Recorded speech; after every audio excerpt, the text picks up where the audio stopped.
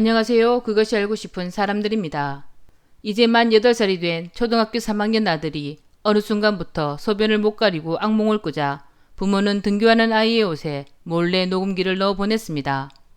그런데 돌아온 녹음기 안에는 충격적인 말이 담겨져 있었습니다. 경기도의 한 초등학교 3학년 담임교사가 아이를 유독 몰아세우고 망신을 주며 다그치는 목소리가 녹음기에 고스란히 담겨져 있었습니다.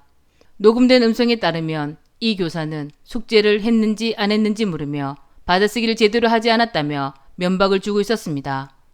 아이가 울자 달래기는커녕 더 울라고 다그치며 우리 반이 아닌 다른 반 아이라고 냉정하게 말하기도 했습니다. 또한 이 교사는 이동 수업을 할 때 아이를 혼자 빈 교실에 남겨두고 가기도 했습니다. 아이는 서글프게 울면서 교실에 홀로 남겨졌습니다. 게다가 반 아이들 앞에서 교사는 언성까지 높이면서 공개적으로 망신을 주기도 합니다. 아이는 이날 수차례 울며 교실을 뛰쳐나갔다가 돌아와 다시 혼나길 반복했습니다. 아이의 부모는 정서적으로 불안한 면이 있었지만 학교를 잘 적응해서 다니고 있었다고 말했습니다. 그리고 부모는 지역 아동보호 전문기관에 교사를 신고했습니다.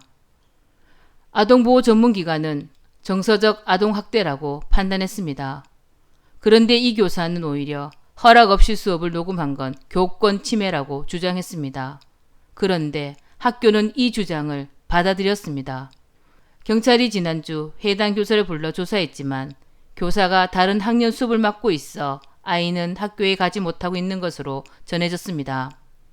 그리고 해당 교사는 전부터 아이가 뛰쳐나가고 큰 소리로 울어 다른 학생들의 수업을 자주 방해했다며 성심성의껏 아이를 지도해왔고 의도적으로 상처를 주려던 건 아니었다고 해명했습니다. 아이의 어머니는 아동학대 녹취는 판례에 따라 합법인데도 불구하고 가해 교원이 피해 교원이 되어버렸다고 말했습니다. 학교에서 밝게 다시 웃고 잃어버린 자존감을 찾을 수 있도록 도와달라고 전했습니다. 그렇다면 교권은 무엇일까요? 아동학대는 무엇일까요?